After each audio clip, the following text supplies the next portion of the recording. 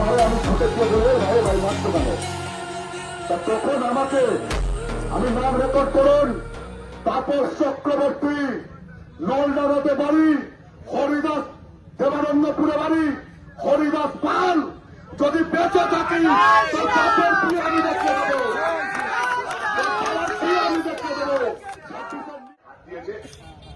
তাদেরকে নিয়ে এসে লকাপে পুড়ে দিই।